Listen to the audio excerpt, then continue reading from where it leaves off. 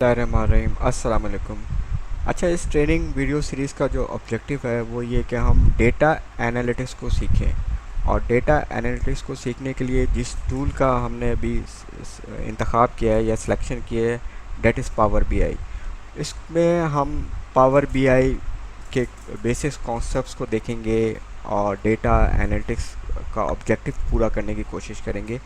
अच्छा, ये training video basically IT experts के लिए नहीं है, और जो लोग ऑलरेडी डेटा एनालिटिक्स में गुरु हैं या एक्सपर्ट हैं या उनको एक्सपीरियंस है, उन लोगों के लिए नहीं है।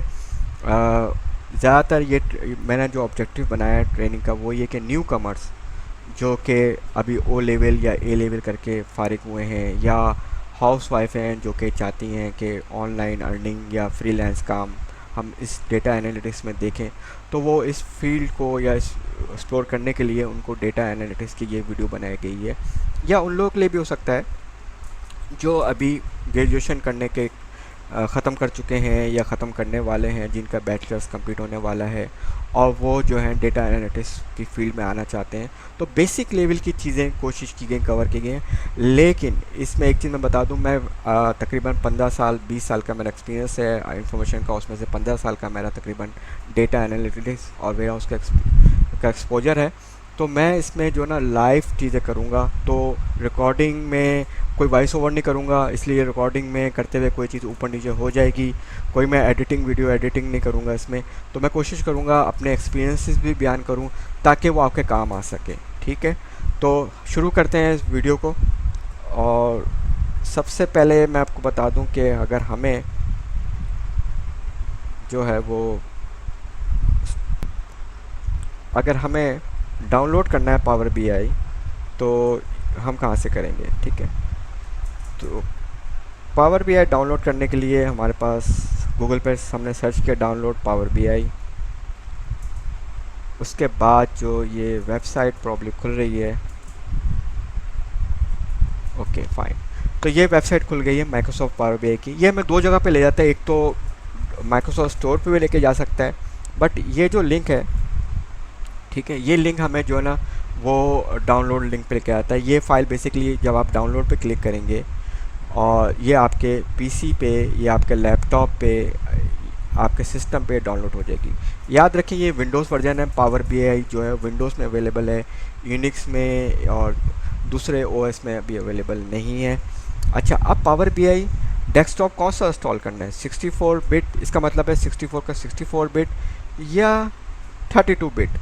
अच्छा, ये मुझे कैसे पता चलेगा, ये मैं ऐसे पता चलेगा कि मैं अपने सिस्टम में जाऊंगा और ये दिस पीसी जो आ रहा है इस पर राइट क्लिक करूं, प्रॉपर्टीज़ में जाऊं, तो मुझे बता रहा है कि मेरे ऑपरेटिंग सिस्टम जो है वो 64 बिट का है। ये देख रहे हैं आप, 64 बिट का है, तो इसका मतलब है मुझे 64 बिट करनी चाहिए। ठीक है, और मेरे पास विंडोज़ का कौन सा वर्जन है ये भी है, क्योंकि मैंने कहा ना ये बेसिक लेवल की ट्रेनिंग है, तो उसमें बेसिक चीज़ें बताना भी मैं समझता हूँ ज़रूरी है, ताकि वो लोग जो आईटी के लिए नहीं हैं या वो जो आईटी में आना चाह रहे हैं तो उनको भी फेमिलिटी हो जाए कि वो खुद भी कर लें। तो उसके बाद आप जब नेक्स्ट करेंगे तो ये डाउनलोड हो जाएगी। अच्छा, मैं डाउनलोड यहाँ पे नहीं कर रहा, एज्यूम कर रहा हूँ कि आप लोगों को थोड़ा बहुत लैपटॉप तो चलाना आता होगा या पीसी चलाना आता होगा, कोई ना कोई सॉफ्टवेयर आपने कभी ना कभी इंस्टॉल किया होगा। ठीक है, अगर इसकी बहुत सारी वीडियो अवेलेबल हैं ऑलरेडी तो you can refer this video. मैं बंद कर रहा हूँ उस साइट को, ठीक है, इसको भी बंद कर रहा हूँ। अच्छा, अब मैं जो हूँ आपको डेस्कटॉप पे ले जाता हूँ। मैंने ये इंस्टॉल कर ली है, इंस्टॉल पहले से की हुई थी ऑलरेडी इनफैक्ट, और मैं पावर बीआई खोलता हूँ।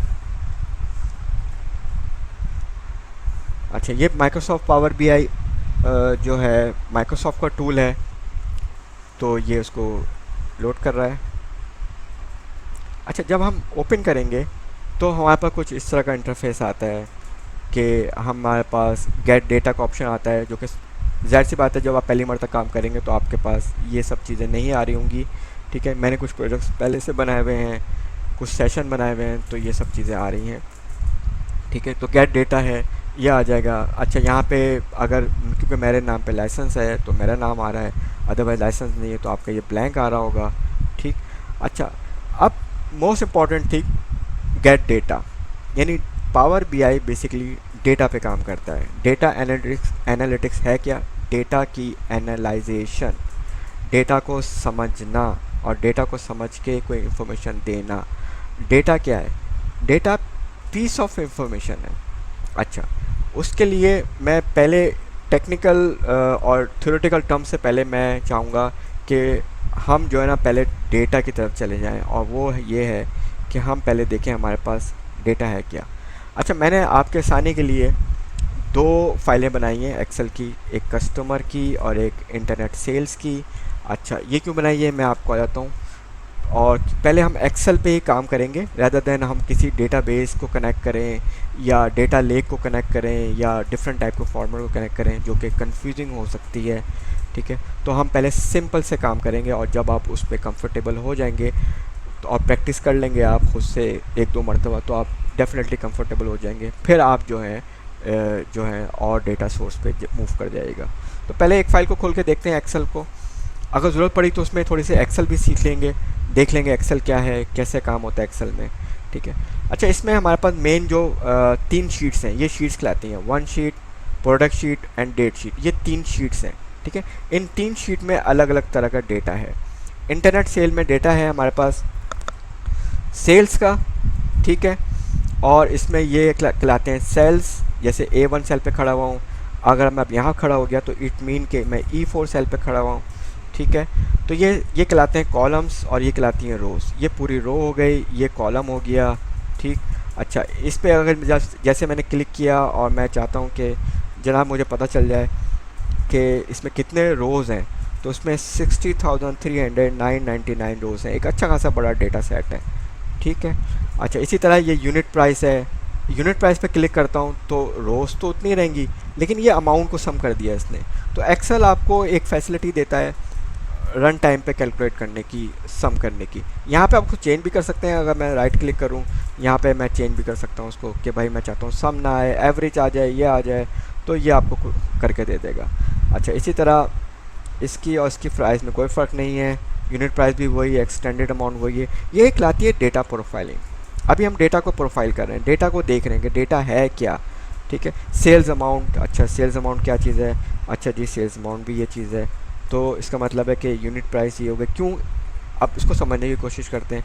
यार, एक ऑर्डर है, एक क्वांटिटी है, उसकी यूनिट प्राइस है, ये तो उतने एक ही बिका है ना। अगर 2 होती तो फिर ये मल्टीप्लाई होता, कुछ होता है ना। तो इस तरह की चीज़ें थोड़ी सी समझने की ज़रूरत है। अच्छा जनाब, तो टैक्स अमाउंट, टैक्स कटा, फ्रेट अमाउंट, ये सारा डेटा जो है मैं बनाया है, नेट से डाउनलोड होके मिल गया है। अच्छा, इसमें नंबर ऑफ़ कॉलम देख लिए, प्रोडक्ट की है, ऑर्डर की है, ड्यू डेट है। ये कीज़ क्या है? ये बेसिकली कीज़ जो है वो एक डेटा वेयर हाउस का कॉन्सेप्ट है। ये जो एग्जांपल है ये डेटा वेयर हाउस के कॉन्सेप्ट पे मैंने उठाई है। तो डेटा वेयर हाउस को हम आगे जाके देखेंगे, लेकिन अभी आप कीज़ से कंफ्यूज ना हो। कीज़ को समझें एक सिंपल वैल्यूज़ हैं। ठीक है, और इन वैल्यूज़ को हमें जो है आईडीज़ समझ लें, आईडीज़ हैं। इन आईडीज़ को हमें जो है वो देखना है। जैसे प्रोडक्ट की है 310, तो प्रोडक्ट का हमारे पास एक शीट है। ठीक है, प्रोडक्ट की शीट है, प्रोडक्ट की शीट में हमारे पास 310 को देखना है ये क्या चीज़ है। अच्छा, यहाँ पे हम सबसे पहले एक एक्सेल में हम क्या करेंगे, डेटा में आएंगे और फ़िल्टर भी कर सकते हैं। डेटा में सर्च भी कर सकते थे और फ़िल्टर भी कर सकते थे। अब गालिबन मुझे 310 को देखना है, तो मैंने यहाँ पे टाइप किया 310, तो ये बता रहा है जनाब मेरे पास कोई इस तरह की कोई चीज़ है। ठीक है ना, ये सेंटीमीटर में इसका साइज़ है, वेट पाउंड में है, और स्पेनिश है, और सेफ्टी इसकी ये है। तो ये डेटा प्रोफाइलिंग कर रहे हैं हम लोग इस चीज़ की कि ये। इसी तरह अगला देखते हैं 346 क्या चीज़ है, इस प्रोडक्ट को देखते हैं। तो फ़िल्टर पे दोबारा क्लिक किया। ठीक है, 346 पे क्लिक किया, सॉरी एंटर किया, और एंटर करने के बाद मुझे बता रहा है ये माउंटेन कोई सिल्वर टाइप की कोई चीज़ है, इसका प्रोडक्ट नाम ये है। अच्छा, इस फ़िल्टर को ख़त्म करना हो मैंने, ठीक है, एक ऑप्शन तो ये है मैं सिलेक्ट ऑल कर दूँ यहाँ से, और दूसरा ऑप्शन ये है कि मैं वापस फ़िल्टर में आके क्लियर कर दूँ, ख़त्म हो जाएगा। ठीक है, अच्छा, अब मैं जब नीचे मैंने स्क्रॉल डाउन किया तो हुआ ये कि मुझे कॉलम मेरे जो पहली रो थे हेडिंग थी। ठीक है, हेडिंग को ज़रा थोड़ा कलर शलर भी कर देते हैं ताकि ज़रा खूबसूरत सा लगे। होम में जाके मैंने इसको जो है कोई कलर दे दिया, फॉर एग्ज़ाम्पल इसको मैंने ये कलर दे दिया। ठीक है, सही। और मैं चाहता हूँ कि जब मैं ये स्क्रॉल डाउन किया तो ये कलर गायब हो गया। इनफैक्ट पहली रो जो है ना स्क्रॉल डाउन हो गई। मैं चाहता हूँ ये ज़रा होल्ड डाउन रहे ताकि मुझे विजिबिलिटी रहे, मेरी विजिबिलिटी क्लियर रहे। तो मैं व्यू में आऊँगा, फ्री स्पेन में आऊँगा, और फ्रीज पेन में आके मैंने, सॉरी ये फ्रीज पेन मैंने अनफ्रीज कर देता हूँ गलती से, मैंने टॉप वाला सेलेक्ट करना था ताकि मैं यहाँ पे करूँ। ठीक, तो ये टॉप मैंने यूज़ किया, उससे ये होगा कि पहली रो का जो है वो फ्रीज़ हो गई। अब मुझे इसमें जो है स्क्रॉल डाउन करूँगा, मुझे कोई इशू नहीं होगा। अच्छा, इसी तरह ऑर्डर डेट है, ऑर्डर डेट की है। ठीक है, ये डेट वैसे बज़ाहिर मुझे पढ़ने में समझ आ रही है कि ये 2010, ठीक है ना, 12वां महीना और 29, यानी विच मीन 29 दिसंबर 2010 की बात कर रहा है। ठीक है, वैसे क्योंकि यूजली डेट्स को हम लोग इसी फॉर्मेट में रखते हैं, लेकिन डेट्स को हम दिखाते इस फॉर्मेट में नहीं है। दिखाने का फॉर्मेट हमारा कुछ और हो सकता है, हमारा ब्रिटिश फॉर्मेट भी हो सकता है दिखाने के लिए, हमारा यूएसए फॉर्मेट भी हो सकता है। तो इस डेट के लिए भी हमने एक डेट के डिक्शनरी बनाई हुई है, इसे मास्टर टेबल भी कहते हैं। ठीक है, या मास्टर डेटा सेट भी कहते हैं, वो बनाया हुआ है, और वो जो है हमारे पास अवेलेबल है हमारे पास डेट के उसमें। तो हम इसमें आ जाते हैं, डेट के उसमें आ जाते हैं, और ये की इसको ढूंढने की कोशिश करते हैं, ये क्या इन्फॉर्मेशन दे रही है हमें। इंटरनेट सेल से मैंने डेट की या डेट आईडी उठाई, इसको भी इसी तरह डेटा में जाके फ़िल्टर कर देते हैं। ठीक है, और इसको यहाँ पे जाके सर्च में जाके इसको टाइप भी कर सकते हैं, और मैंने कॉपी पेस्ट कर दिया। तो ये बता रहा है कि ये 12 दिसंबर 29 2010 है। सॉरी, आई एम सॉरी, मैं कंफ्यूज हो जाता हूँ, ये यूएस टाइम में है, क्योंकि यूएस में मंथ पहले आता है और हम लोग ब्रिटिश फॉलो करते हैं, तो ब्रिटिश में इस तरह आता है। तो यूएस में 29 ऑफ दिसंबर 2010 है, वेडनेसडे का दिन है। ठीक है ना, और ये जो है फ्रेंच में, स्पेनिश में, डिफरेंट उसमें लैंग्वेज में लिखा हुआ है, जिसकी हमें इतनी ज़रूरत नहीं है, लेकिन क्योंकि इन्फॉर्मेशन हमारे पास है तो हमें पता होना चाहिए। तो ये होती है डेटा प्रोफाइलिंग, डेटा अंडरस्टैंडिंग। अच्छा, मैं ये नहीं कहता कि आप जो हैं वो 60,000 रिकॉर्ड को याद कर लें, but you have to understand कि मेरे पास जो डेटा आ रहा है उसमें कौन कौन से कॉलम हैं, कौन कौन से इंपॉर्टेंट कॉलम हैं जिसमें मैं एनालिटिक्स कर सकता हूँ। ठीक है, जिसमें मैं डेटा को एनालाइज करके कोई रिपोर्ट्स बना सकता हूँ। ठीक है, और ख़ास तौर पे आपने ये देखना है कौन सी न्यूमेरिक वैल्यू है, जैसे कि यूनिट मेरे पास न्यूमेरिक वैल्यू है, इसको मैं थोड़ा सा कलर कर देता हूँ। ठीक है, ये कर दिया, यूनिट है, एक्सटेंडेड अमाउंट है, ये मेरे पास न्यूमेरिक वैल्यू है, इसे हम मेजर्स भी कहते हैं। ठीक है, ये मेजर हम देखेंगे पावर बीआई में, लेकिन मैं यहाँ पे बता रहा हूँ कि इंटीजर वैल्यू या numeric value are calculated value. जैसे कि मैं इस पर क्लिक करता हूँ, फॉर एग्जांपल यहाँ पे ज़्यादातर चीज़ें वही आ रही हैं, लेकिन एज्यूम करें इस पर क्लिक करता हूँ, इस पर क्लिक किया, देखा आपने काउंट आया खाली, लेकिन जब इस पर क्लिक करूँगा तो मेरे पास एग्रीगेशन फंक्शन भी आ गया, सम होके आ गया। ठीक है, एवरेज भी आ गया। ठीक, अच्छा वापस मैं आता हूँ अपनी बात पे। जो इंटीजर वैल्यू होती हैं, जैसे कि ये है इंटीजर वैल्यू, ठीक, ये आपको सम और वे कर रहा है, लेकिन अगर मैं इस पर आ जाऊँ प्रोडक्ट ऑल्टरनेट, तो ये आपको काउंट दिखा रहा है। तो string values are usually for dimension purpose, और जो न्यूमेरिक वैल्यूज़ होती हैं वो आपकी इंटीजर वैल्यू होती हैं। अब डायमेंशन और मेजर्स, इसको थोड़ा हम पावर बीआई में देखेंगे। अभी हम थोड़ा वापस अपने फोकस पे आते हैं, विच इज़ एक्चुअली हमें अब दूसरी फाइल देखनी है, and which is customer employ file. अच्छा, कस्टमर और एम्प्लॉय फाइल में आ जाएं।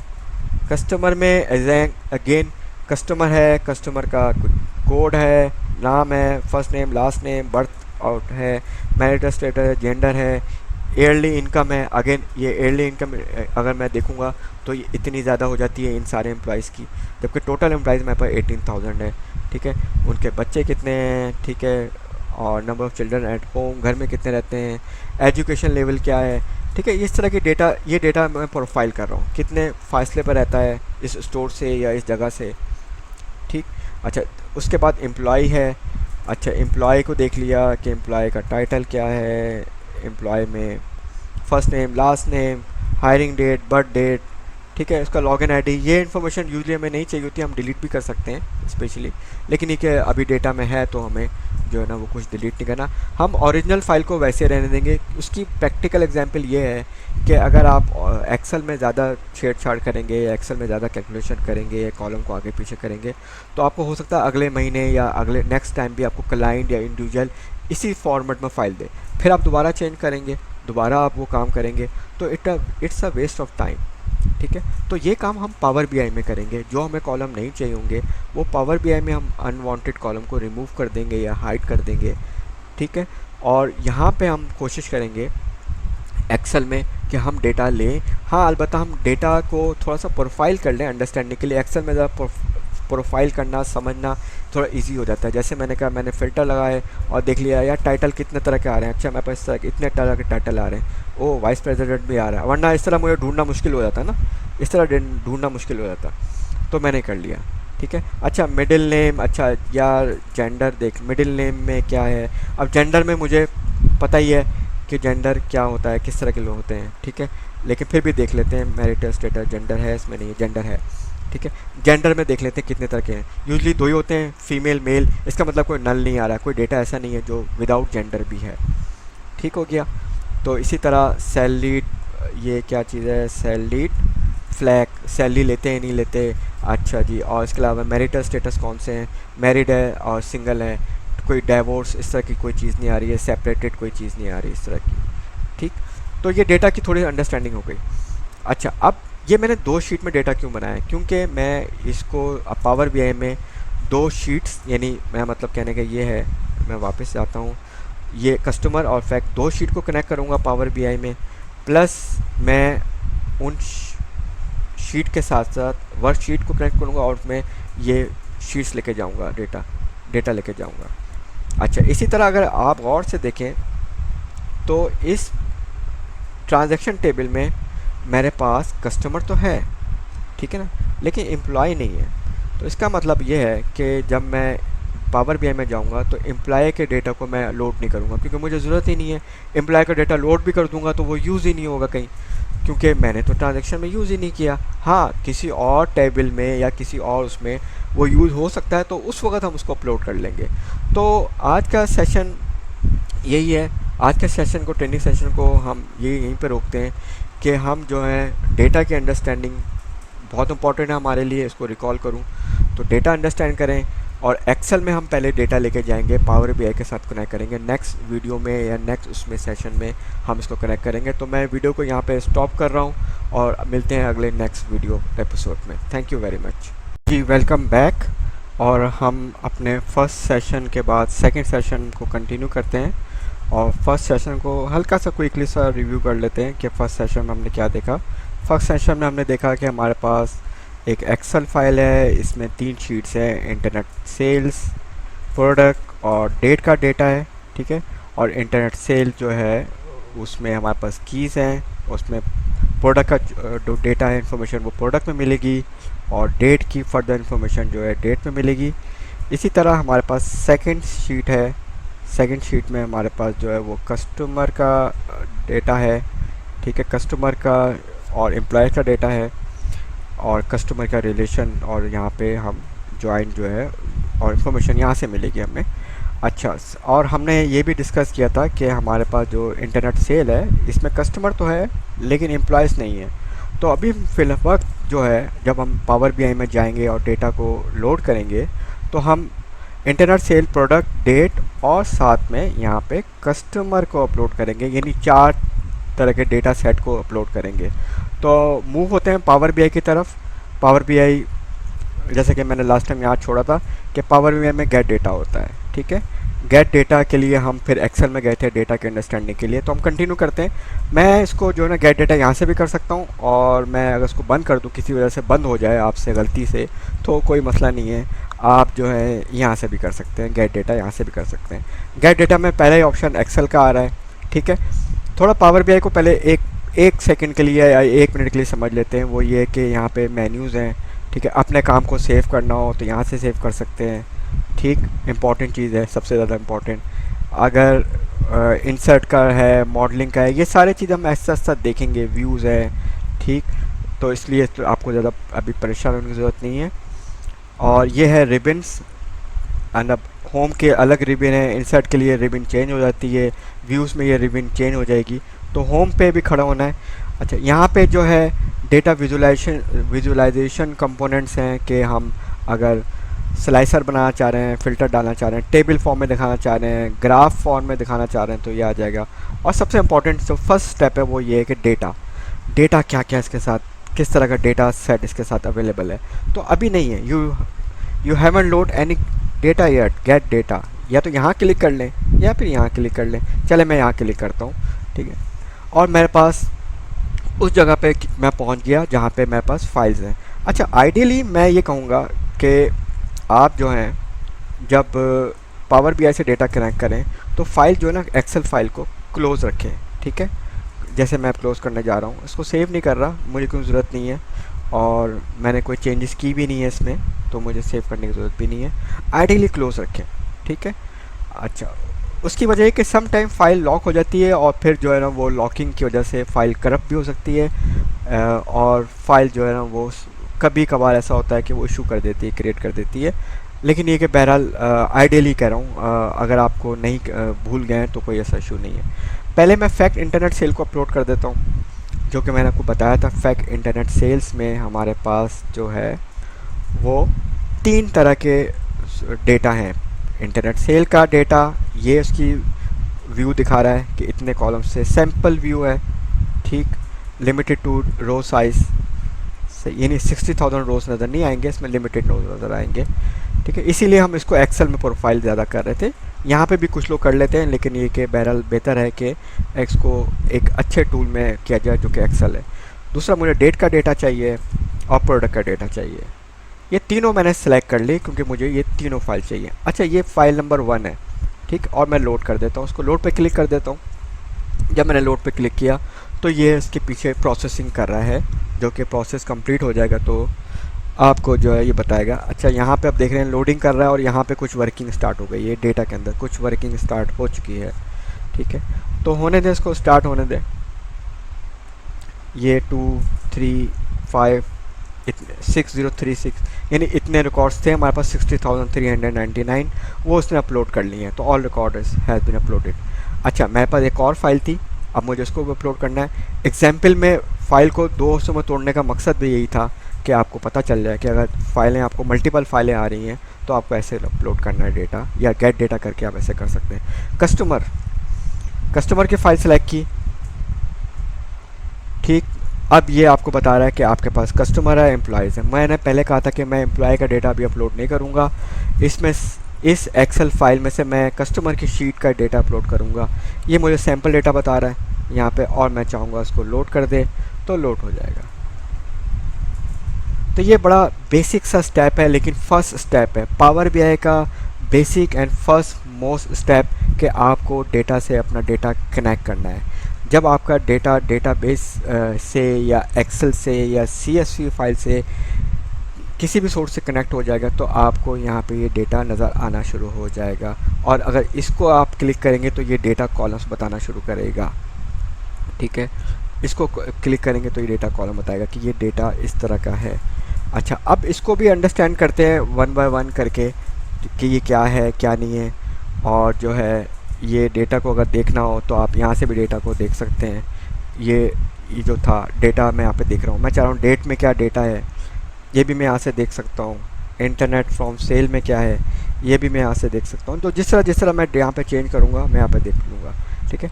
मैं आपको रिकमेंड करूँगा कि जब आप डेटा अपलोड कर लें तो सबसे आपका अगला स्टेप आपका ये होना चाहिए कि आप फाइल को सेव कर लें, ठीक है। जैसे कि मैं सेव कर लेता हूँ उसको, ठीक है। मैं इसको ट्रेनिंग सेशन 1 के नाम से ही इसको सेव कर लेता हूँ, ठीक। और ये मेरा, क्योंकि सेशन 1 वैसे तो सेशन 2 है लेकिन ये सेशन 1 के कंटिन्यूशन है, तो इसको मैं इसी नाम से सेव कर लिया।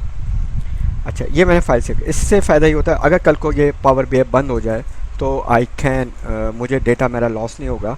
तो मैं पावर बीआई डेस्कटॉप पे जाऊंगा। मैंने शॉर्टकट का नाम इसका मई 2023 रखा है क्योंकि मेरे पास ये लेटेस्ट पावर बीआई का वर्जन है, तो उसी पे मैं आपको ट्रेनिंग दे रहा हूँ। तो ये लोड होने दें, वही ग्रीन कलर की स्क्रीन आएगी। अब यहाँ पे देख रहे हैं ट्रेनिंग लेसन सेशन 1 मेरे पास फाइल आ चुकी है क्योंकि मैं एक मरतबा सेव कर चुका हूँ। इसको ओपन कर लेते हैं। अब मैं ओपन कर रहा हूँ, अब मैं न्यू नहीं बना रहा, अब मैं ओपन कर रहा हूँ। तो मेरे पास ये फ़ाइल ओपन हो गई। तो इस तरह मैंने डेटा को अपलोड कर लिया डेटा कनेक्ट कर लिया, SQL एक्सेल का डेटा पावर BI के साथ कनेक्ट कर लिया। और अब मैं थोड़ा सा इसकी डेटा प्रोफाइलिंग यहाँ पे करता हूँ कस्टमर की। बल्कि पहले मैं डेट पे जाता हूँ, डेट पे देखता हूँ। अच्छा जी, डेट पे कैलेंडर आ रहा है। अच्छा, ये एग्रीगेशन लगा रहा है, ठीक है। ये एग्रीगेशन का मतलब ये होता है, मैंने आपको बताया था पहले ट्रेनिंग वीडियो में, पहले सेशन में, डेटा दो तरह के होते हैं हमारे पास एक्सेल में। एक होता है डायमेंशन डेटा, एक होता है मेजर डेटा, ठीक है।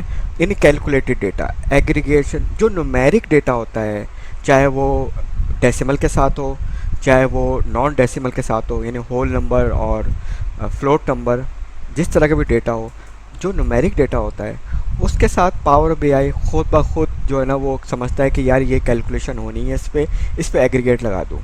तो अगर मैं समराइज़ पे देखूँ तो इसने सम का फंक्शन लगा दिया है, लेकिन इसमें एवरेज भी अलाउ है, ये भी है, ये भी है, और काउंट भी अलाउ है, ठीक है। इन सबको हम बारी बारी देखेंगे, लेकिन असूली तौर पे मुझे यहाँ पे एग्रीगेट नहीं चाहिए था, क्योंकि मुझे Q1, Q2, Q3 ये मेरे लिए इन्फॉर्मेशन है, ये मेरे लिए कोई कैलकुलेटेड फील्ड नहीं है। मेरे लिए कैलकुलेटेड फील्ड कौन सी होनी चाहिए? अगर मैं फैक्ट टेबल जिसे कहते हैं ना, उसमें कैलकुलेटेड फील्ड होती हैं। यानी आपका जो ट्रांजैक्शन टेबल होता है उसमें यूजली आपकी कैलकुलेटेड फील्ड होती हैं। यूजली क्या हो, डेफिनेटली होती हैं, ठीक है ना। तो इसमें tax amount, yes this is valid field, ये सही है। यूनिट प्राइस, ये भी सही है। प्रोडक्ट की कॉस्ट, ये भी सही है। यूनिट प्राइस डिस्काउंट, अगर ये थोड़ा सा आपको तंग कर रहा है, छोटा लग रहा है, तो उसको मैं ड्रैग करके बड़ा कर लेता हूँ। सेल्स अमाउंट, ये भी सही है। रिवीजन नंबर नहीं, रिवीजन नंबर मेरे पास एग्रीगेटेड नहीं होना चाहिए, तो मैं इसको ख़त्म करता हूँ। मैं कहता हूँ नहीं, समराइज़ नहीं करो, ठीक है। ये एक्स्ट्रा बर्डन डाल रहा है, ठीक है। इससे फ़ायदा ये होगा, अगर आप नहीं करेंगे तो ये आपका जब ड्रैग होगा तो ये कैलकुलेटेड सम करके लाएगा। यानी मेरा मतलब कहने का ये है कि अगर मैं एक्सेल दोबारा खोलूँ 1 मिनट के लिए समझाने के लिए, और एक्सेल में जाऊँ और यहाँ पे फॉर एग्जांपल ये मेरे पास इंटरनेट सेल में चलेगा, रिवीजन नंबर है, ठीक है। ये मेरे पास एज ए इंफॉर्मेशन फील्ड है, इसको मैं ज़रा फिल्टर करूँ और देखूँ क्या है। इसमें मेरे पास 1 है, ये मेरे पास इंफॉर्मेशन फील्ड है। या तो मैं इसको हाइड कर दूँ, मुझे ज़रूरत ही नहीं है, निकाल दूँ डेटा से। फॉर एग्जाम्पल थोड़ी देर के लिए मैं इसको नहीं निकालता, डेटा मैं रखता हूँ, ठीक है ना। तो इस पर मुझे जो है वो एग्रीगेशन सम इसने भी कर दिया, मुझे नहीं चाहिए भाई। मुझे तो ये इन्फॉर्मेशन है, मुझे नहीं चाहिए, मुझे काम की नहीं है, मुझे इसमें कोई सम वम नहीं करना, ठीक है ना। अब एक्सेल में तो आप ये नहीं कर सकते, या कर सकते हैं, डेफिनेटली कर सकते हैं। मैं मतलब ऐसे कह रहा हूँ, आप यहाँ से चाहें तो हटा दें सम, यहाँ से चाहें तो हटा दें, ठीक है ना। ये उसमें चला गया। तो इसी तरह जब एक्सेल में आपने किया है तो आप जो है यहाँ पे भी इसको ख़त्म करें, और यहाँ पे इसको डू नॉट समराइज में आ जाएं और क्लिक कर दें, ठीक है। अच्छा, इसी तरह क्योंकि हमें डेटा प्रोफाइल पता है, करेंसी की तो हमारे ठीक है इंटीजर में है, लेकिन एक करेंसी की कोई वैल्यू होगी, या तो ये USD में होगा, कैनेडियन डॉलर में होगा, ब्रिटिश पाउंड में होगा, या यूरो में होगा, या PKR में होगा, या इंडियन रुपीज़ में होगा। तो लाइक डैट, तो वी डोंट नीड करेंसी की एज अ समराइज, ठीक है। ये कर लेना सही रहता है। यानी आपने डेटा जब अपलोड कर लिया, कनेक्ट कर लिया, तो अपने डेटा को यहाँ पे आप सही कर लें। Due date, okay fine, due date की इसको भी हटा दें, ठीक है, क्योंकि इन पे ना रिलेशंस बनेंगे। तो इसका एक फ़ायदा ये भी होगा, रिलेशन मैं आपको समझाऊंगा नेक्स्ट वीडियो में, लेकिन अभी समझाने के लिए तो एक्सटेंडेड अमाउंट की रहने देते हैं। ऑर्डर डेट की इसको ख़त्म कर देते हैं, ठीक है। ये इंपॉर्टेंट है। ऑर्डर डेट की बेसिकली मेरी ऑर्डर डेट की जो है ये की, और इसका मैं ज्वाइन लगाऊंगा, ताकि ज्वाइन से फ़ायदा ये होगा, जैसे मैं सर्च कर रहा था ना, ढूंढ रहा था कि अगर मैं मेरे डेटा में ये आ रहा है, ये वैल्यू आ रही है, ज्वाइन का आपको समझा देता हूँ मैं, यहाँ पे थोड़ा सा बता देता हूँ। जैसे मेरे डेटा में ये वैल्यू आ रही है, ठीक है, तो मैं डेट में जाके इसको मैं फ़िल्टर भी कर लेता हूँ। फ़िल्टर करने का फ़ायदा ये कि वो ज्वाइन की तरह ही काम करता है, या लगता है। ओए आई एम सॉरी, ये एक्सेल में ये होता है कि एक मरतबा आप जब ये काम करें ना, तो वैल्यू कॉपी करें, या तो यहाँ से कॉपी करें तो उड़ जाती है, या फिर आप जो है उसको यहाँ से काम करें। और ये एक तरह से फ़िल्टर हो गया, ये रिलेशन बना दिया मैंने, एक टेम्परेरी रिलेशन। इससे आपको पता चल रहा है कि एक्सेल में जो है इस वैल्यू के अगेंस्ट आपको डेट में क्या क्या इन्फॉर्मेशन मिलेगी। क्योंकि मुझे हो सकता है कि Q1 चाहिए, अब Q1 तो यहाँ पे नहीं है, Q1 तो मुझे यहाँ पे मिलेगा, तो रिलेशन बनाना पड़ेगा, ज्वाइन लगाना पड़ेगा। तो ये ज्वाइन का कॉन्सेप्ट है, तो इसको भी हम आगे देखेंगे, नेक्स्ट वीडियो में देखेंगे कि ज्वाइन कैसे बनेगा। बट यहाँ पे मकसद ये है कि इस तरह की जो कीज़ हैं उनको हम पहले सही कर लेते हैं। स्टैंडर्ड कॉस्ट सही है, प्रमोशन की ये नहीं चाहिए, ठीक है। सेल्स ऑर्डर लाइन नंबर ये भी नहीं चाहिए, क्योंकि इसको सम नहीं करना है। डू नॉट समराइज चाहिए मतलब, लेकिन ये समराइज़ नहीं चाहिए मुझे। सेल्स टेरिटरी की ये भी नहीं, इसको भी अनसमराइज कर देते हैं, ठीक है। आई थिंक के और कोई चीज़ अगर रह गई हो तो वो हम बाद में भी सही कर सकते हैं। अच्छा, इसके बाद इसको हम जो है ना वो सेव कर लेते हैं। यहाँ काम करने के बाद ये सेव करेगा, ठीक है। तो ये हमारा जो है ये सेकंड ट्यूटोरियल था, जिसमें हमने देखा कि हमने डेटा कैसे गेट किया, डेटा की वैल्यूज़ को हम सही कर रहे थे, और इसको भी सही कर लेते हैं साथ साथ, ठीक है। काउंट कर लें, हाउस होल्ड ब्लैक कर लें, ठीक है। ये टक की आवाज़ इसलिए आ रही है कि अभी लोडिंग में चल रहा होता है और मैं जो हूँ ना वो बीच में किसी और फील्ड पे क्लिक कर देता हूँ, ठीक। नंबर ऑफ़ कार्स ओन, ये हो सकता है, नंबर ऑफ़, ये एग्रीगेशन हो सकती है, ये हो सकती है, ये हो सकती है, ये वैल्यूज़ इंफॉर्मेशन जो हो सकती है। तो कस्टमर को सही कर लिया हमने। डेट को हम देख रहे थे, डेट में हम जो है ना इसमें मल्टीपल सिलेक्शन अनफॉर्चुनेटली जो है मैं सिलेक्ट कर रहा हूँ तो यहाँ पे रिपोर्ट बनती आ रही है, ठीक है। तो मुझे अभी रिपोर्ट नहीं में आ रही, मैं इसको डिलीट कर रहा हूँ, डिलीट की कीबोर्ड से प्रेस कर रहा हूँ, तो इसलिए क्योंकि पहले मैं चाह रहा हूँ ये सही हो जाए। डू नॉट समराइज़ कर लिया, मैं बिल्कुल आपको स्टेप बाय स्टेप चला रहा हूँ, कोई वीडियो स्किप नहीं कर रहा, और जो है ना वो कोई चीज़ जो रियल टाइम करते हैं ना उसी तरह उसको चलेगी। और डेट्स में मैंने कहा मैं कोई एडिटिंग या वॉइस ओवर नहीं करूँगा, इसमें जो रियल सिनेरियो हैं उसके मुताबिक हम काम करेंगे, ठीक है। जो इम्पोर्टेंट चीज़ें हैं वो कर लेते हैं, डे नंबर ऑफ मंथ, और do not summarize, day number of week, month number of year, full alternate, physical year, order, और एयर की कोई और फील्ड है, yes, day number of year, क्योंकि हमें एयर पे काफ़ी काम करना होता है। कैलेंडर ईयर वैसे हमने कर दिया है, और कैलेंडर ईयर के बाद हम फिजिकल क्वार्टर ईयर, इसमें अनफॉर्चुनेटली मल्टीपल सिलेक्शन अभी तक नहीं दी माइक्रोसॉफ्ट ने, वरना मल्टीपल सिलेक्ट करके इसको अनफिल्टर कर देते, ठीक है।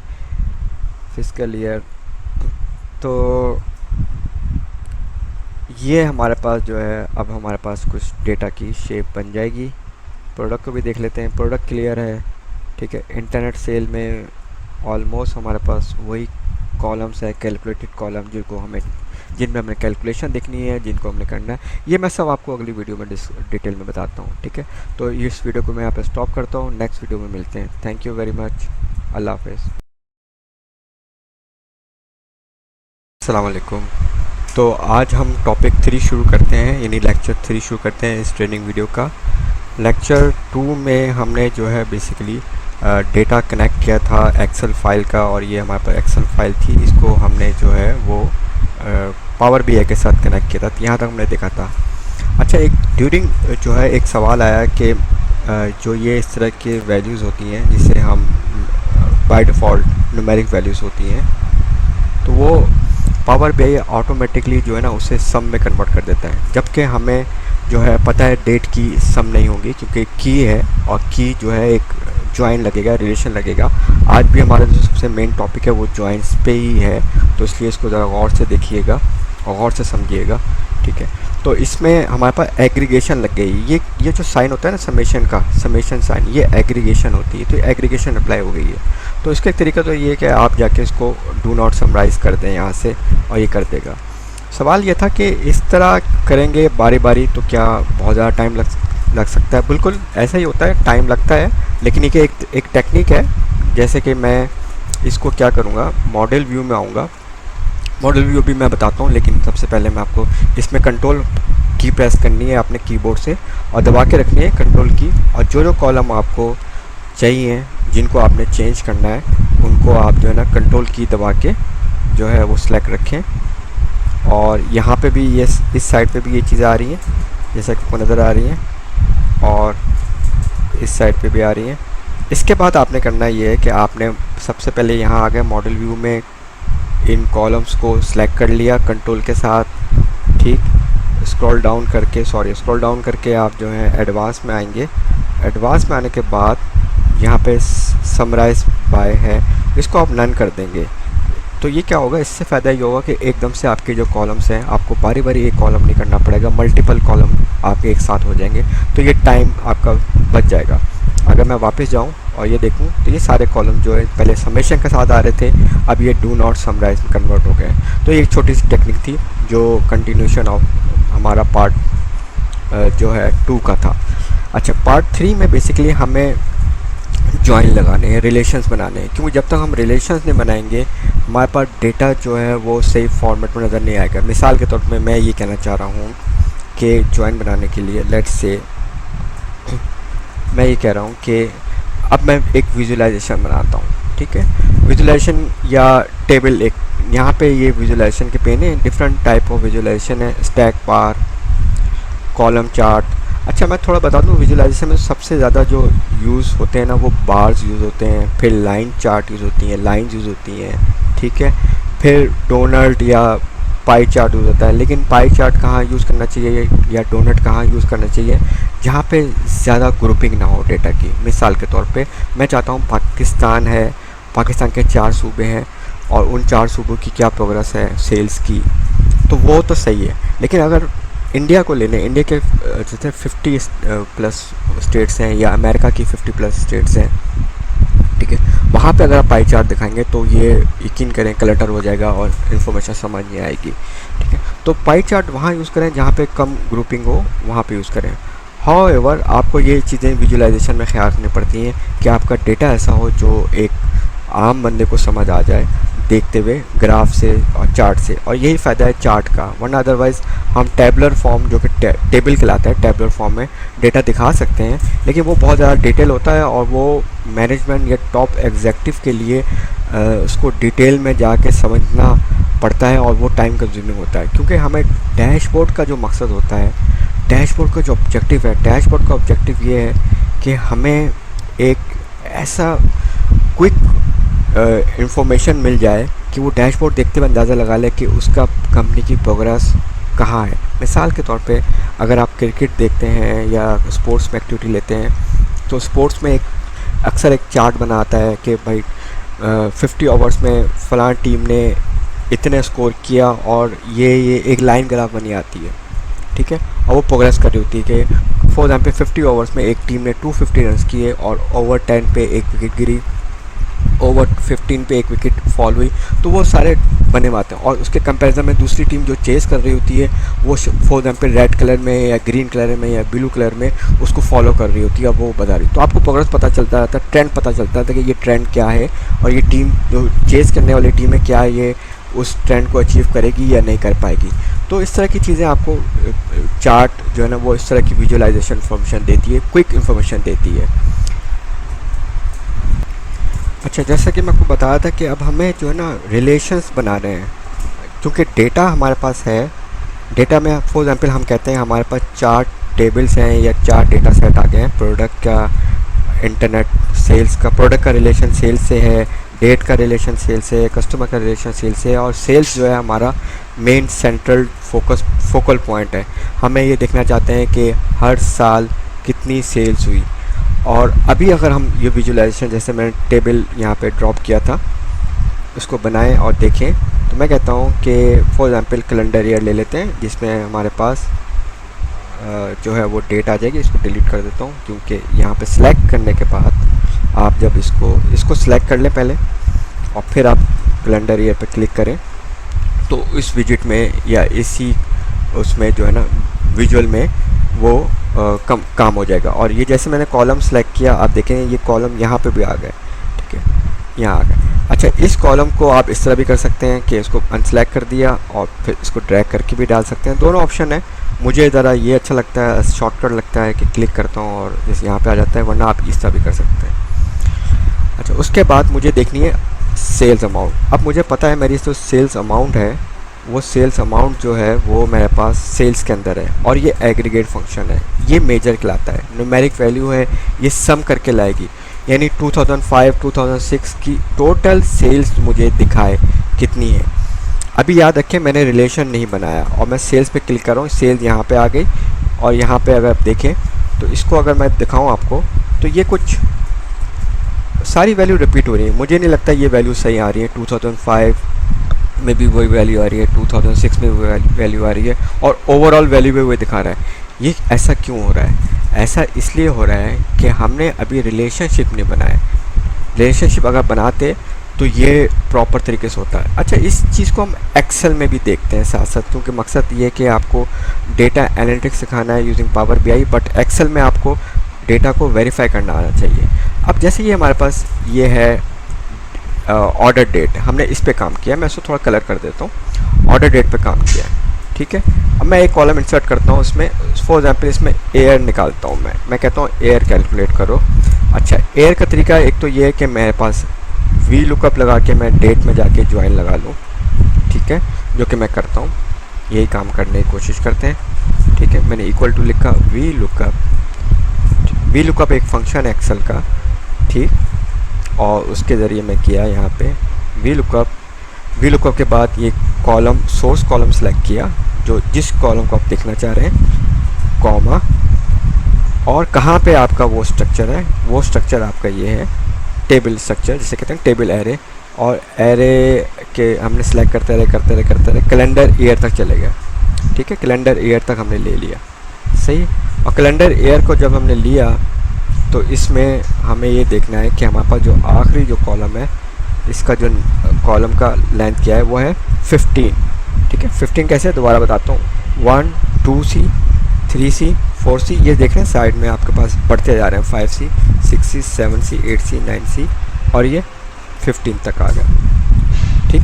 कॉमा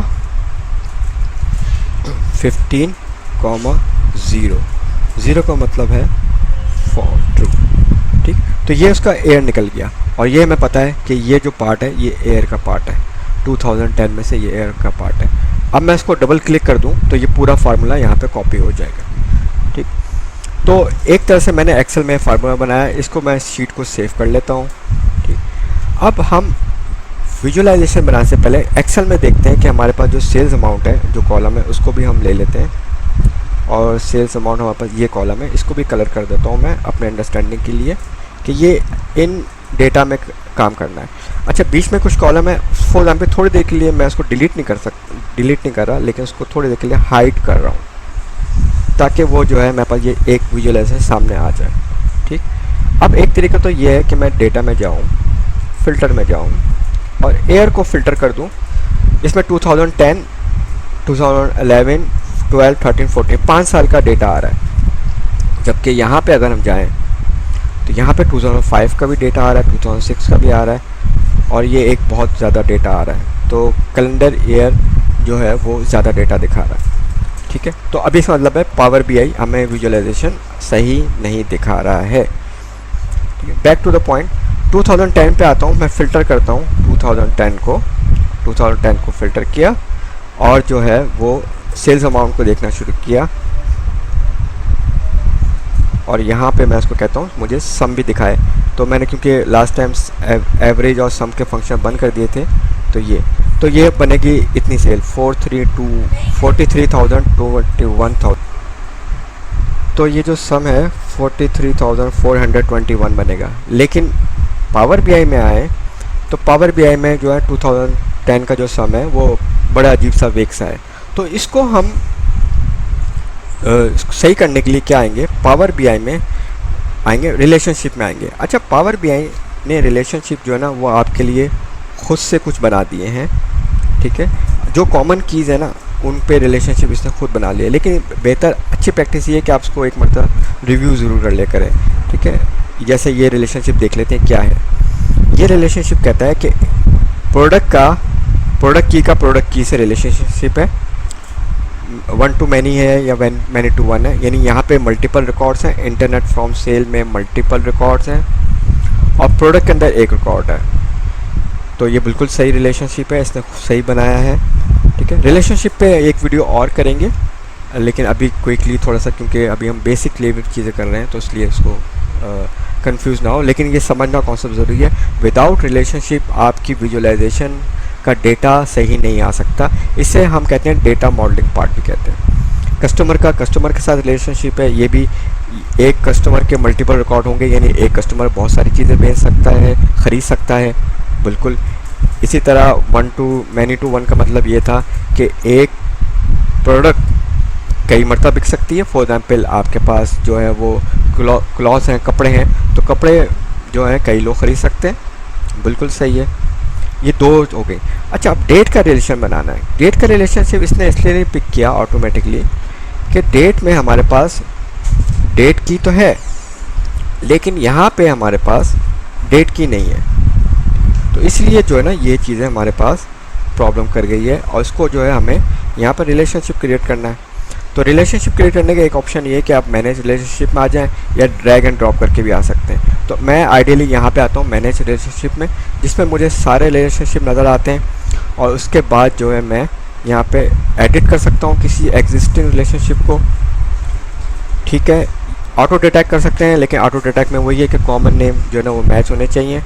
और न्यू में आऊँगा, यहाँ पे मैंने आके डेट सेलेक्ट करी, ठीक है, और यहाँ पे आके सोर्स दूसरा डेस्टिनेशन टेबल सेलेक्ट किया। अब मुझे डेट की और ऑर्डर की का ज्वाइन करना, तो डेट पे क्लिक किया एंड ऑर्डर पे क्लिक किया, तो ये रिलेशनशिप मेरा बन गया one two many. One two many का मतलब है यहाँ पे एक रिकॉर्ड होगा और एक दिन में कई ट्रांजेक्शन हो रही हैं, तो वन टू मैनी, वन इधर मैनी इधर। ठीक, क्योंकि ये हमारा ट्रांजैक्शन टेबल है, तो ये ख्याल रखिएगा ट्रांजैक्शन टेबल किधर है। अगर ये ऊपर है तो मैनी टू वन होगा, और अगर ये जिस तरह अभी नीचे है तो ये वन टू मैनी होगा। इसमें और भी रिलेशन है, सिंगल, बोथ, इसको हम बाद में देखेंगे, और इसे ओके कर देंगे। तो ये हमारे पास डेट का रिलेशनशिप आ गया। अब मैं क्लोज़ करूँगा तो ये अप्लाई हो जाएगा, और ये एप्लीकेशन इसकी बन गई है। अब मैं जाता हूँ और इसको थोड़ी देर के लिए सेव कर लेते हैं, इसको सेव हो गया। अब मैं जाता हूँ यहाँ पे, देखें 2010 में 43,421, 2010 में 43,421। ठीक है, इसी तरह जो है वो 2013 में 16,000, तो टोटल सम आ गया 29, इसका 29,35,000 समथिंग लाइक दैट आ गया। ठीक है, तो इसका जो रिलेशनशिप है उसने डेटा की एक तरह से ऑथेंटिसिटी आ गई, और ये जो मैंने काम एक्सेल में किया था ये बेसिकली डेटा वैलिडेशन कहलाता है। इसको एक और सिनेरियो को देख लेते हैं, 2014 को वेरीफाई करते हैं। मैंने फ़िल्टर में गया, 2014 लिया, और इसमें जो आ रहा है 45694, 45694.72। ठीक है, तो this is how we can make relationship. और इस रिलेशनशिप से फ़ायदा ये हुआ कि अब ये सारे मॉडल पे अप्लाई हो गया, यानी हमने यहाँ पे डेटा मॉडल व्यू में आके पूरी एक डेटा मॉडलिंग कर ली। इसे हम कहते हैं स्टार स्कीमा। क्यों कहते हैं इसे स्टार स्कीमा?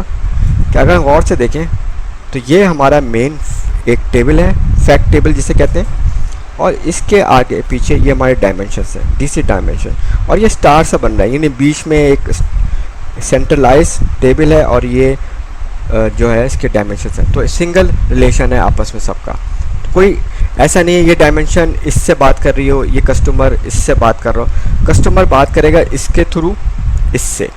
अब मैं आपको एक और एग्जांपल दिखाने की कोशिश करता हूँ, समझाने की कोशिश करता हूँ इसको। अच्छा, इसके लिए हम क्या करते हैं, हम करंट जो टेबल है, क्योंकि ये मैंने इसलिए लिया था ताकि आपको जो है क्लियर हो जाए, वैल्यूज़ में नज़र आ जाए। अब मैं इसको कन्वर्ट करता हूँ किसी चार्ट में। फॉर एग्जांपल मैंने इसको ये चार्ट में कन्वर्ट कर दिया, तो ये चार्ट में कन्वर्ट हो गया। ठीक है, अच्छा, चार्ट में कन्वर्ट हुआ और ये चार्ट में वैल्यू आ रही है। अगर मैं इसमें माउस ओवर लेके आऊँ तो ये वो वैल्यू दिखा रहा है। अच्छा, ये क्योंकि इसकी सेल्स बहुत कम थी, तो इससे हमें ये विजुअली पता चल रहा है कि हमारे पास सबसे ज़्यादा सेल्स किस मंथ, किस ईयर में हुई, विच इज़ 2013 में सबसे ज़्यादा सेल्स हुई हमारे पास। उसके बाद 2011 में हुई, 2014 में हुई, 2012 में हुई, और 2014 और 10 में काफ़ी कम सेल्स हुई। अच्छा, इस विजुअलाइजेशन के थोड़ा सा अगली वीडियो में हम देखेंगे इस विजुअलाइजेशन को हम कैसे बेहतर कर सकते हैं, कैसे लगा सकते हैं। लेकिन अभी जो आज का ट्यूटोरियल है या आज का जो वो है वो ज़्यादातर रिलेशनशिप में है। तो रिलेशनशिप में हम क्या करते हैं कि हम एक यहाँ पे आउटसाइड क्लिक करते हैं, या एक नया पेज बनाता हूँ। न्यू पेज पे क्लिक किया, पेज नंबर 2 खुल गया और इसमें मैं ये लाइन चार्ट ले लेता हूँ और लाइन चार्ट में मैं कहता हूँ मुझे मंथ वाइज जो है ना वो इन्फॉर्मेशन चाहिए। अब मंथ मेरे पास जो है ना वो यहाँ पे रखे हुए, फॉर एग्जाम्पल इंग्लिश मंथ है, मैं इसको लाइन चार्ट में, अच्छा लाइन चार्ट में जब क्लिक किया तो एक्स एक्सेस होता है और वाई एक्सेस होता है, ठीक है। तो ये एक्स एक्सेस और वाई एक्सेस पे मैं ले लेता हूँ वही मेजर ले लेता हूँ, सेल्स अमाउंट भी ले सकता हूँ, कोई भी न्यूमेरिक वैल्यू ले सकता हूँ। तो ये हमारे पास बन गया लाइन चार्ट। अच्छा लाइन चार्ट में बता रही है कि ये हमारा ट्रेंड गिर रहा है, ठीक है, या बढ़ रहा है, फरवरी, जनवरी, अप्रैल, ठीक। इसकी शॉर्टिंग पे भी हम आते हैं बाद में, अभी जस्ट जो है आपको ये बताना है कि ये चार्ट कैसे बन रहा है। अच्छा अब ये चार्ट, अब मैंने लिया चार्ट जो है मंथ वाइज, लेकिन इसमें तो बहुत सारे साल भी आ रहे हैं। दिसंबर का जो है दिसंबर 2014 में भी होगा, जैसे कि डेटा कह रहा है, दिसंबर 2010 में भी होगा, 11 में भी होगा। तो हमें कुछ ना फ़िल्टर अप्लाई करना चाहिए। तो यहाँ पे अगर हम देखें तो हम फ़िल्टर ले लेते हैं, स्लाइसर। ये स्लाइसर हमने क्लिक किया, slicer is work like a filter. और यहाँ पे मैं अगर कहूँ ऑर्डर ईयर, कैलेंडर ईयर ले लेते हैं। अच्छा कैलेंडर ईयर हमारे पास इस फॉर्म में आ गया डिफ़ॉल्ट में। यहाँ से हम चाहें तो कह सकते हैं कि मुझे 2005 से नहीं, मुझे 2012 से डेटा चाहिए। तो ये देखेंगे आपने वैल्यू चेंज हुई, ठीक है, थोड़ी सी वैल्यूज़ की चेंज हो गई। 2014 का मैं ले लेता हूँ, 1 साल का, तो ये जो है उसमें सिर्फ जनवरी का डेटा था, ठीक। 2013 ले लेता हूँ, तो ये हमारे पास इस तरह आ गया। तो फ़िल्टर जो है वो इस तरह भी बन सकता है। अब मैं चाहता हूँ कि नहीं फ़िल्टर मेरे पास जो है ना वो थोड़ा सा ड्रॉप डाउन सूरत में आए। ड्रॉप डाउन सूरत से हमारी बात ये है, तो यहाँ पे इसको सेलेक्ट किया और यहाँ पे आऊँगा फॉर्मेट योर विजुअलाइजेशन। यहाँ पे सेटिंग्स में आएंगे, यहाँ पे हम बता देंगे कि हमें ड्रॉप डाउन चाहिए। डिफरेंट ऑप्शन है, इसको हम नेक्स्ट वीडियो में थोड़ा कवर करेंगे। मतलब नेक्स्ट वीडियो में हम छोटी वीडियो बनाएंगे एक एक विजिट की या एक एक चार्ट की, उसको देखेंगे थोड़ा सा ताकि आपको याद भी रहे और प्रैक्टिस भी करते रहें। ड्रॉप डाउन में आ गए। अच्छा इसको मैं थोड़ा छोटा करूं ताकि वो आ जाए, और इसको थोड़ा सा, यूजली क्या होता है कि जो हमारे फ़िल्टर्स होते हैं वो ऊपर आते हैं या लेफ़्ट साइड पे आते हैं, राइट साइड पे आते हैं, नीचे यूजली नहीं देते। अच्छा इसमें एक जस्ट टिप दे दूं मैं, इंसानी जो जहन है ना, ब्रेन है, वो कैसे इन्फॉर्मेशन को प्रोसेस करता है। इंसानी जो ब्रेन है ना, इन्फॉर्मेशन को टॉप टू बॉटम प्रोसेस करता है, टॉप लेफ़्ट टू राइट। तो यहाँ से शुरू करता है रीड करना और फिर यूँ करता है और फिर यहाँ तक जाता है, ठीक। तो बीच में जो इन्फॉर्मेशन होती है, और ख़ासतौर पे ये इन्फॉर्मेशन जो है ना ज़्यादातर इग्नोर हो रही होती है, तो यहाँ पे आप वो इन्फॉर्मेशन देंगे जो बहुत कम देखनी होती है, ठीक है। लेकिन जगह, इससे कहते हैं रियल एस्टेट, लेकिन रियल एस्टेट को आपने ज़ाया नहीं करना। अच्छा ये फ़िल्टर मैंने अप्लाई किया, अब 2010 ये ड्रॉप डाउन फॉर्म में आ गया। अब 2010 में सिर्फ दिसंबर का था, इसीलिए ड्रॉप सेल्स उसकी बड़ी गिरी हुई थी, यहाँ पे देखें ना, तो ये सेल बड़ी गिरी हुई थी। 2014 में जनवरी था। हाँ बाकी जो पूरे हैं उनमें लग रहा है कि हमारे पास डेटा काफ़ी मंथ का होगा। तो नीचे आता हूँ 2013, अच्छा इनमें डेटा काफ़ी सही है, ठीक है। तो इस तरह करके जो है हम बना सकते हैं विजुअलाइजेशन। एक और विजुअलाइजेशन में मैं आता हूँ, विजुअलाइजेशन को मैंने मिनिमाइज़ कर दिया था स्पेस के लिए। एक और मैं स्लाइसर लेता हूँ, स्लाइसर को लिया और यहाँ पे मैं अब जो है वो लेता हूँ इंग्लिश मंथ नेम, ठीक है। ये मेरे पास ऑटोमेटिकली मल्टी सिलेक्शन उसमें आ गया, ठीक, कि अगस्त, सितंबर। अच्छा ये कंट्रोल प्रेस करके आपने होल्ड की करके आपने इसको सिलेक्ट करना है, ठीक है। कंट्रोल प्रेस करके आपने होल्ड की प्रेस करना है, अदरवाइज़ आप खाली सिंगल क्लिक करेंगे तो ये एक इन्फॉर्मेशन है। कंट्रोल प्रेस किया हुआ है और ये कर रहा हूँ तो ये मल्टीपल सिलेक्शन हो रही है। तो ये आपकी विजुअलाइजेशन हो रही है और ये आपका डेटा दिखा रहा है। एक क्विक पॉइंट और मैं ऐड कर दूँ, वीडियो वैसे लंबी हो गई है लेकिन ये कि प्रैक्टिस आप इसको रोक के दोबारा देख लीजिएगा, कर लेगा, प्रैक्टिस बहुत ज़रूरी है। वो ये कि अगर आप चाहते हैं कि आपके पास डेटा लेबल्स भी आएँ, ठीक है, पता चले कि ये क्या हो रहा है, ये क्या वैल्यूज़ हैं, तो आप जो है डेटा लेबल्स यहाँ पे अगेन प्रॉपर्टीज़ में आके, ये हर विजिट की अलग प्रॉपर्टीज़ है, इसकी अलग प्रॉपर्टीज़ है। इस पर क्लिक किया तो ये चेंज हो गई, इस पर क्लिक करूँगा तो ये चेंज होगी अकॉर्डिंगली जो उसकी विजुअल की प्रॉपर्टीज़ है उसके मुताबिक। कुछ जनरल प्रॉपर्टीज़ हैं ठीक है।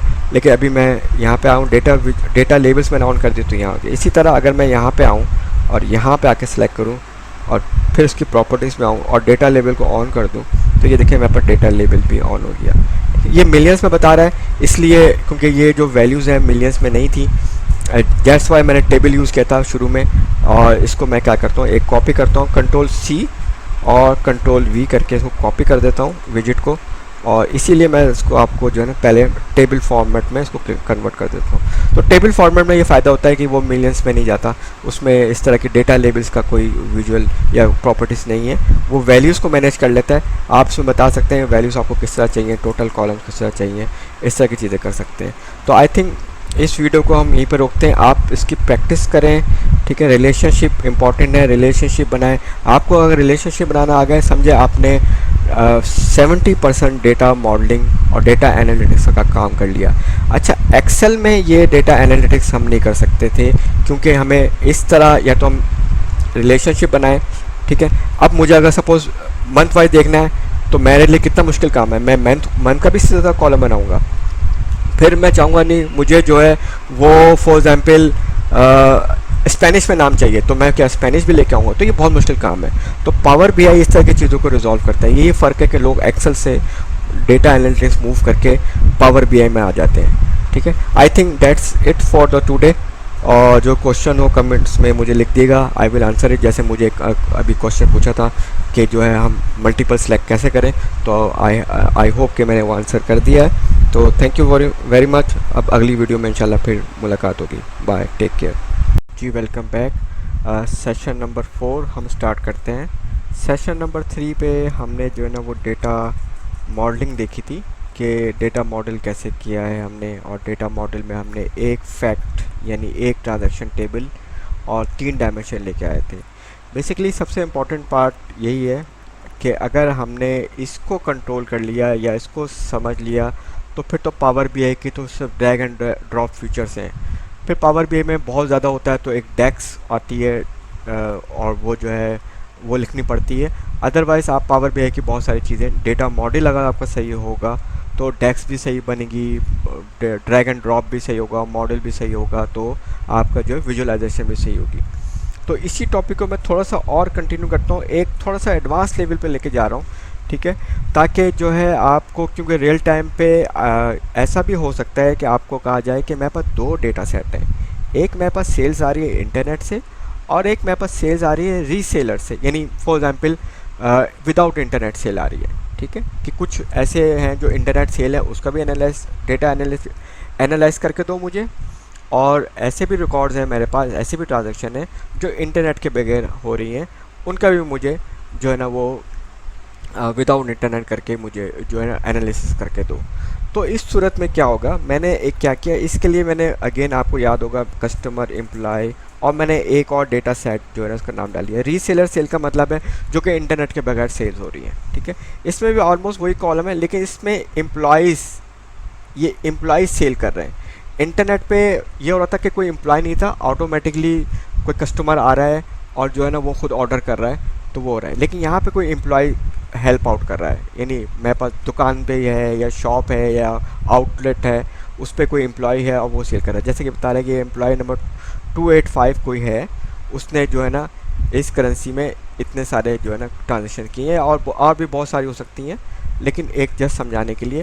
तो डेटा की अंडरस्टैंडिंग क्योंकि ज़रूरी है, तो इसलिए मैं इसको आपको क्विकली ओवरव्यू दिया है। अच्छा, अब मैंने इस डेटा को ऐड करना है पावर बीआई में, ठीक, उसी शीट में ऐड करना है, किसी नए में ऐड नहीं करना, ठीक है। वो ऑल नो कि हमारे पास 4 टेबल्स हैं। अब मैं क्या करूँगा, इसमें एम्प्लॉय का टेबल नहीं है, एम्प्लॉय का टेबल लेके आना है मुझे, और एक जो है मुझे इसमें फैक्ट रीसेलर सेल्स का डेटा लेके आना है। तो वेरी सिंपल, हमें टेक्निक पता ही है, गेट डेटा में जाते हैं, चाहे यहाँ जाएँ गेट डेटा में या यहाँ जाएँ, तो गेट डेटा में हमें गेट डेटा कनेक्ट करना है। गेट डेटा में हम एक्सेल में डेटा बना हुआ है हमारा, तो हम एक्सेल में चले जाएंगे, यहाँ पे वो फाइल नेम सेलेक्ट कर दी जिसमें आपका जो है डेटा है। सॉरी ये बंद हो गया, okay I am sorry for that, ये इसको सेलेक्ट कर लिया। अच्छा जी, और ये जनाब हमारे पास इसमें 2 टेबल हमने ऐड करने हैं, एम्प्लॉय के और फैक्ट रीसेलर के, इनको हम लोड कर लेते हैं। थोड़ा सा वेट करना पड़ेगा लोड करते हुए। ये लोडिंग कर रहा है, ठीक है। और क्योंकि फैक्ट रीसेलर में काफ़ी रिकॉर्ड्स हैं, अगेन 60,000 के करीब रिकॉर्ड्स हैं इसमें भी, जिस तरह इंटरनेट सेल में थे तो इसी तरह इसमें भी रिकॉर्ड्स हैं। तो ये हमारे पास 2 टेबल ऐड हो गए और इसने मॉडल में भी ऐड कर दिए, यहाँ पे भी ऐड कर दिए इसने 2 टेबल, दिस वन और एम्प्लॉय दिस वन, और साथ में इसने मॉडल में भी ऐड कर दिया। और मॉडल में इसने वही जो डिफ़ॉल्ट में अगर कॉमन कीज़ थी, जैसे एम्प्लॉय की यहाँ पे भी है और एम्प्लॉय की यहाँ पे भी है, तो उसने ऑटोमेटिकली जो है ना इसका रिलेशन भी बना लिया। एम्प्लॉय की यहाँ पे भी, एम्प्लॉय की यहाँ पे भी है, तो ऑटोमेटिकली रिलेशन बना लिया, ठीक है, जो कि अच्छा काम किया इसने हमारे लिए। अब हम थोड़ा सा इसकी मॉडलिंग को थोड़ा सा और डिटेल में देखते हैं, क्योंकि modelling is very important part, again मैं बता रहा हूँ। इसको थोड़ा छोटा करने के लिए कोलैप्स पे क्लिक कर दें, इसको फैक्ट को रहने दें, ट्रांजैक्शन को रहने दें, इसको कोलैप्स पे क्लिक कर देते हैं, इसको कोलैप्स पे क्लिक कर देते हैं, इसको कोलैप्स पे क्लिक कर देते हैं। तो आइडियली अब हमें पता चल रहा है कि हमारा ये जो स्टार है, ये जो स्टार है इसके 3 बाजू हैं, डेट, कस्टमर एंड प्रोडक्ट, जबकि रीसेलर के हमारे पास 2 बाजू हैं, एम्प्लॉय एंड प्रोडक्ट, ठीक है। लेकिन डेट भी होना चाहिए ना, इसका डेट भी है, तो मुझे इसका मतलब है डेट का एक रिलेशन बनाना पड़ेगा। रिलेशन बनाने के लिए मैं मैनेज रिलेशनशिप में आऊँगा। अगर आप देखें तो ये ऑटोमेटिकली एम्प्लॉय की का एम्प्लॉय की से बना लिया इसने रिलेशन, ठीक है। फैक्ट रीसेलर सेल की बात कर रहा हूँ और एम्प्लॉय का बना लिया, फैक्ट रीसेलर सेल प्रोडक्ट की का बना लिया। लेकिन यहाँ पे ना फैक्ट रीसेलर का जिस तरह इंटरनेट सेल का ऑर्डर की के साथ है ना, इस तरह एक रिलेशनशिप यहाँ पे बनेगा फैक्ट रीसेलर का। तो मैं न्यू में आऊँगा और डिम डेट यानी डेट को सिलेक्ट कर लिया। डेट के बाद मैंने इन फैक्ट रीसेलर को सिलेक्ट कर लिया, डेट की को ऊपर से सिलेक्ट किया और ऑर्डर डेट के साथ इसको सिलेक्ट क्लिक किया, तो ये ऑर्डर डी और ये बन गया ज्वाइन बन गया। अच्छा, कार्डिनलिटी क्या है, किस तरह का ज्वाइन बन रहा है, यानी रिकॉर्ड की पोजीशंस क्या है। 1 to many मैंने बताया था लास्ट टाइम, अब थोड़ा सा स्मार्ट थोड़ा कोशिश करता हूँ डिटेल में बता दूँ। डेट यहाँ पे एक रिकॉर्ड होगा, यानी यहाँ पे रिकॉर्ड जो है ना वो रिपीट नहीं होंगे। 1 मई है, 1 मई एक रिकॉर्ड होगा, 2 मई, ठीक है, 2 मई या जुलाई, ये जुलाई है वैसे, 1 जुलाई, 2 जुलाई, 3 जुलाई, इस तरह ये चलता रहेगा डेटा, और ये एक ही रिकॉर्ड होगा यहाँ पे। लेकिन यहाँ पे उसके मल्टीपल रिकॉर्ड आ सकते हैं कि जुलाई में 1 जुलाई को 10 आइटम सेल हुए, 10 कस्टमर ने सेल किए, या 10 कस्टमर को सेल हुए, 10 एम्प्लॉयज़ ने सेल किए। तो यहाँ पे जो है वो 1 to many, यानी ये यहाँ पे एक रिकॉर्ड है, यहाँ पे मैनी है। इसी तरह 1 to 1 रिलेशन भी होता है। 1 to 1 रिलेशनशिप ये होता है कि आपका फॉर एग्जाम्पल एक एड्रेस ऐसा है, परमानेंट एड्रेस एक ही होता है, जैसे नादरा या नेशनल डेटाबेस की बात करें तो आपका जो है एक NIC नंबर होता है। आप एक बंदे हो, आपका एक NIC नंबर है और उस NIC नंबर पे ना हमेशा एक परमानेंट एड्रेस होगा। आपके मेलिंग एड्रेस मल्टीपल हो सकते हैं, बैंक्स में भी ऐसे ही होता है, बट परमानेंट एड्रेस एक होता है। तो उस केस में अगर आप परमानेंट एड्रेस की बात करते हैं, उस रिलेशनशिप लगाना चाहते हैं, ज्वाइन लगाना चाहते हैं, तो 1 to 1 वहाँ पे काम आएगा, ठीक है। अच्छा, many to many ideally use नहीं करते हैं, ठीक है। इसको रिजॉल्व करना चाहिए। जब भी ऐसी सिचुएशन आए कि आपके पास फॉर एग्जांपल प्रोडक्ट भी मैनी है, यानी अगर मैं इसमें रिलेशनशिप को थोड़ी देर के लिए ओके करके आऊँ, और यानी प्रोडक्ट भी बहुत सारी हैं। एक जूता है मेरे पास एडिडास का, जूता नंबर 1 एडिडास, जूता shoes number 2 Adidas, shoes number 3 Adidas, ठीक है ना।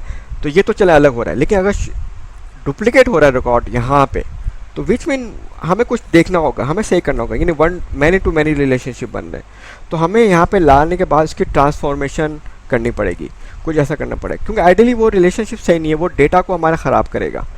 तो उसको फिर अगर उस केस में ऐसा हो भी जाए तो फिर हम वहाँ पे जो है ना 1 to अपना मैनी टू मैनी यूज़ कर सकते हैं, ठीक है।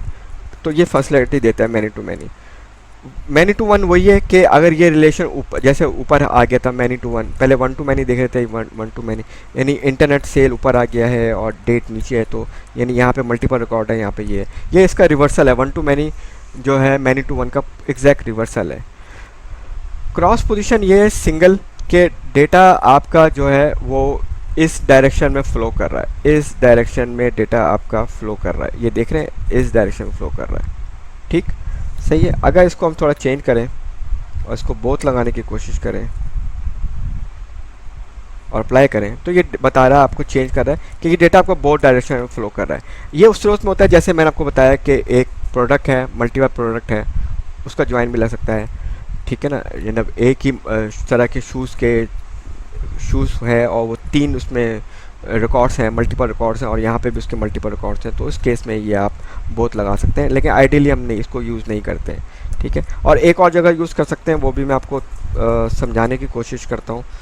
आपने ये देखा, आपने ये नोट किया कि हमारा इस एम्प्लॉय का प्रोडक्ट के साथ डायरेक्ट ज्वाइन नहीं है, कस्टमर का डेट के साथ डायरेक्ट ज्वाइन नहीं है, एम्प्लॉय का कस्टमर के साथ डायरेक्ट ज्वाइन नहीं है।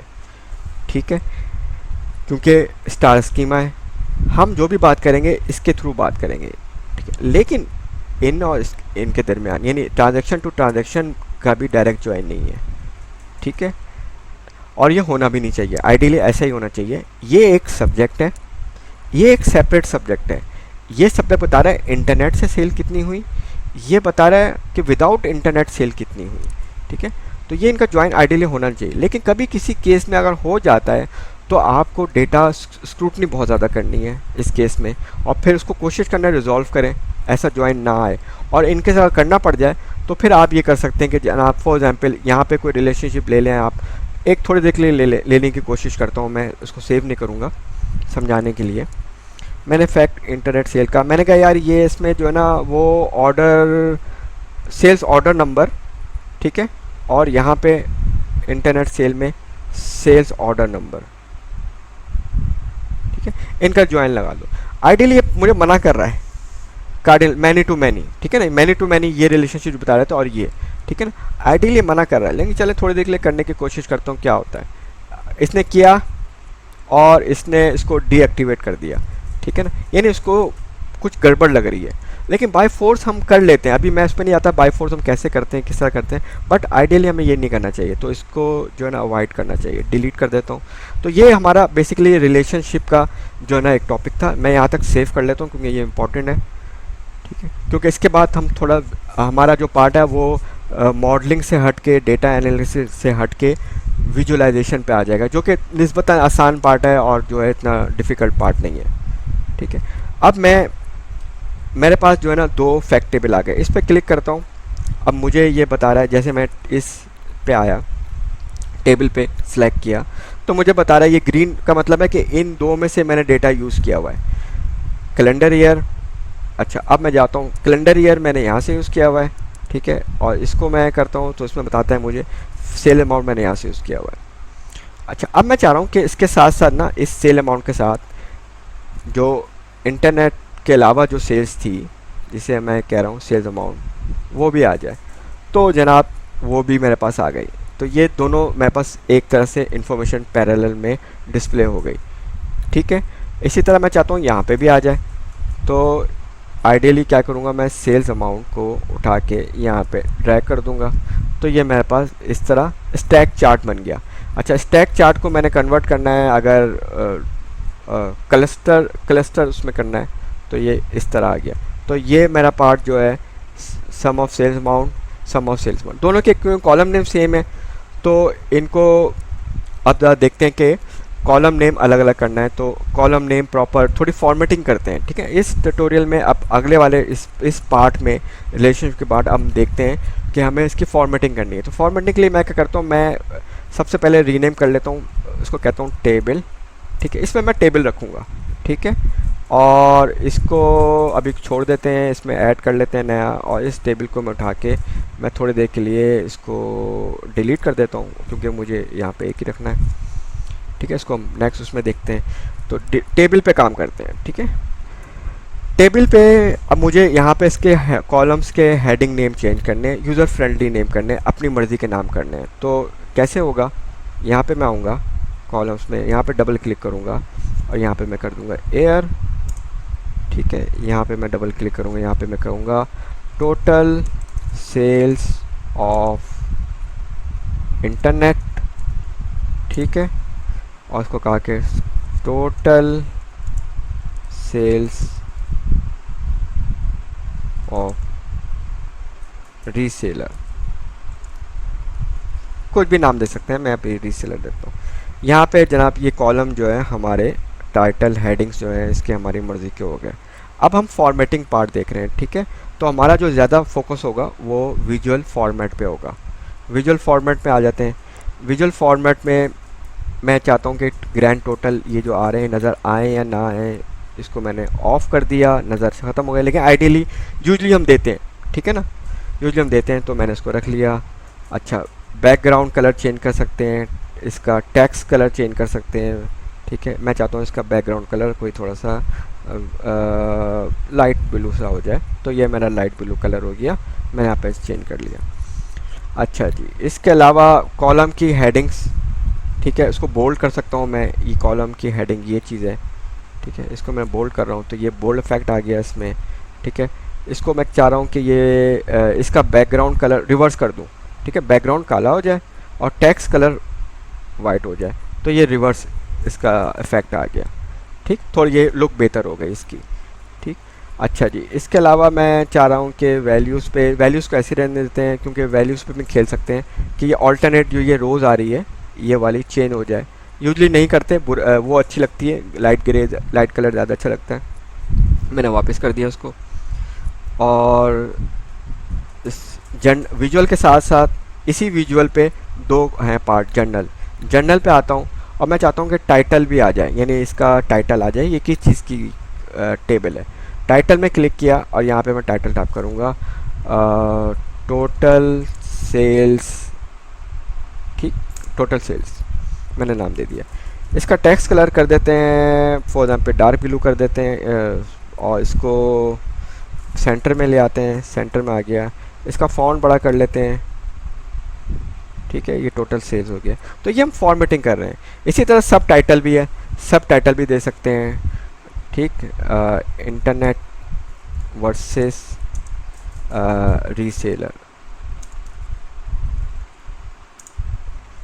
ठीक, इसको भी इसी तरह है कि हम इसको बोल्ड कर सकते हैं, बीच में ले आ सकते हैं, ठीक है, यानी टोटल सेल किसकी है, इंटरनेट वर्सेस रीसेलर की कंपैरिजन है। तो इस तरह हम जो है आइडियली ये फॉर्मेटिंग हमने स्टार्ट कर दी है, और इस तरह आप इसमें प्रैक्टिस करें। और नेक्स्ट वीडियो में मैं मज़ीद एक दो विजुअल और आपको जो ना चार्ट हो गए, बार चार्ट, लाइन चार्ट, इसकी विजुअलाइजेशन बताऊंगा। फिर हम अब हम बेसिकली अच्छी चीज़ ये है कि अगर हमने डेटा मॉडल समझ लिया है, डेटा को समझ लिया है, ठीक है, तो समझे हमने अपने बेसिक्स जो है ना एनालिटिक्स स्किल्स डेवलप करना शुरू कर दी हैं, और हम बेसिक एनालिटिक्स स्किल्स की तरफ पहुंच चुके हैं। और अब हमें सिर्फ इस टूल को थोड़ा सा और एक्सप्लोर करना है, और जो कि एंड ऑफ द हम ये कह सकते हैं कि एक आध वीडियो के बाद हम जो है ना ये हमारी बेसिक्स जो है understanding of power BI using वो डेवलप हो जाएगी इंशाल्लाह। बस आप लोगों ने इसको प्रैक्टिस करना है, और जहाँ नहीं समझ आए वहाँ पे गूगल बहुत बड़ा टीचर है, वहाँ से आप देख सकते हैं। क्योंकि जब तक आप फंसेंगे नहीं और फंस के खुद रिजॉल्व नहीं करेंगे, बिलीव मी आपको वो चीज़ें याद नहीं रहेंगी, आपको वो चीज़ें प्रैक्टिस में नहीं रहेंगी। अब जैसे ये पावर बीआई है, ये पावर बीआई मैं ऑलमोस्ट कोई 3 या 4 इयर्स के बाद यूज़ कर रहा हूँ, लेकिन कॉन्सेप्ट सेम है। मैं किसी और टूल पे यूज़ कर रहा था, इससे पहले टैबलू यूज़ कर रहा था, लुकर यूज़ कर रहा था, अब आजकल एज्योर पे ज़रा ज़्यादा क्लाउड साइड पे काम हो रहा है, तो उस पर काम कर रहा हूँ, ठीक है। तो ये पावर बीआई थोड़ा सा कम हो गया, लेकिन ये कि बहरहाल कॉन्सेप्ट सेम है, तो वो चीज़ें क्योंकि मार खाई हुई है, प्रैक्टिस कर करके जो है ना वो चीज़ें याद हो जाती हैं और फिर भूल जाते हैं, तो इस तरह है। तो आई होप कि मेरी बात आपको समझ आ गई होगी। आपने प्रैक्टिस करनी है, और जो है लेट मी नो, कमेंट करें, मुझे बताएं कोई चीज़ आपको, कंटेंट आपको समझना है या समझ नहीं आ रहा, या मेरा वे ऑफ जो एक्सप्लेनेशन में कोई डिफ़िकल्टी हो रही है तो लेट मी नो, ताकि मैं भी इम्प्रूव करूँ और फिर इसी तरह जो है और दूसरी वीडियोस भी इसी तरह बनाता रहूँ। तो थैंक यू वेरी मच, इस वीडियो को एंड करते हैं। और आप लोगों का बहुत शुक्रिया कि आप लोगों ने जो है ना वो वीडियो को देखा और जो है लाइक किया। Thank you very much, so much, lice of you.